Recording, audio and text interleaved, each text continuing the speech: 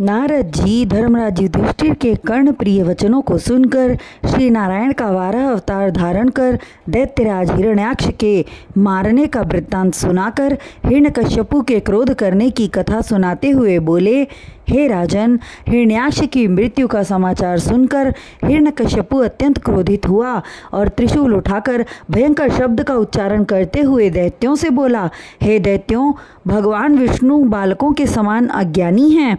वह देवताओं द्वारा स्तुति किए जाने के कारण सदैव उन्हीं का पक्ष लेते हैं और उनके कहने पर मेरे भाई हिरण्याक्ष को मार डाला। अतः हे विप्रचिति, सतबाहु, नमुचि, पुलोमा, शंबर, हयग्रीव आदि दैत्यों, जब तक मैं विष्णु को नहीं मार डालता तब तक मैं अपने भाई को तिलांजलि अर्पित नहीं करूँगा। विष्णु ही सब देवताओं की जड़ है, इसलिए उसका वध अत्यंत आवश्यक है।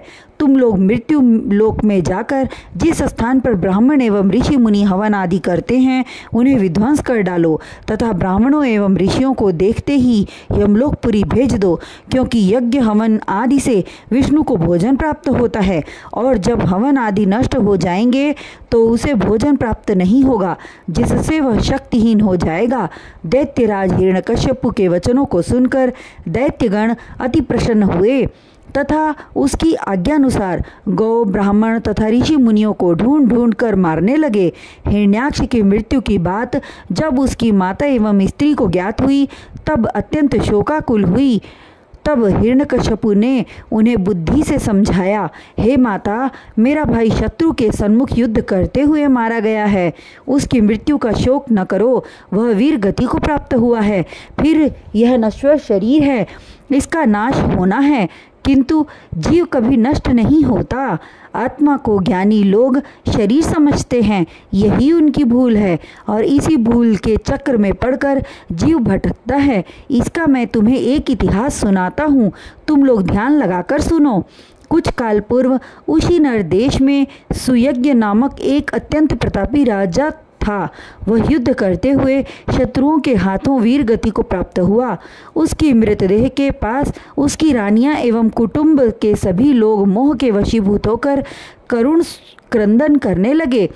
उनके विलाप को देखकर यमलोक से यमराज जी 5 वर्ष के बालक का स्वरूप धारण कर उनके पास आए और समझाते हुए कहने लगे, हे महानुभावों, आप सभी ज्ञानी एवं मुझसे अवस्था में बड़े होकर भी अज्ञानियों की भांति विलाप करते हैं।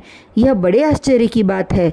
मुझे देखो, मेरे माता पिता मर चुके हैं, फिर भी मुझे किसी तरह का शोक नहीं, बल्कि आनंद पूर्वक रहता हूँ, क्योंकि यह जीव जहाँ से आया है उसे उसी स्थान पर जाना है। चिर विश्राम गृह वही है। शरीर रूपी मकान किराए का है, अतः निश्चित अवधि पूर्ण होने पर इस किराए के मकान को छोड़ देना है। मृत्यु सार्वभौमिक सत्य है।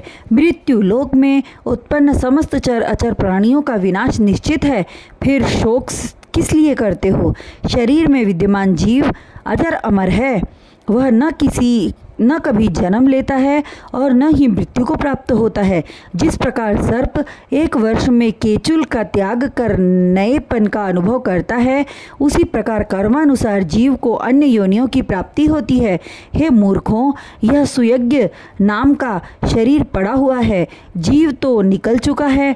तुम लोग उस कुलिंग पक्षी के समान क्यों विलाप करते हो, जिसके मादा साथी को भेलिए ने मार दिया? वह नर अपने मादा कुलिंग के लिए पछताता रहा था कि हाय, अब मैं क्या करूं, इन नन्हे बच्चों को कैसे पालूंगा। उसी समय बहेलिए का एक तीर नर को आकर लगा और वह भी मर गया। उस कुलिंग पक्षी के जोड़े की भांति सभी को मृत्यु प्राप्त होगी, फिर उसके मरने का शोक क्यों? उस बालक की ज्ञान भरी बातें सुनकर सभी का शोक दूर हो गया। तब उन्होंने हिरण्याक्ष की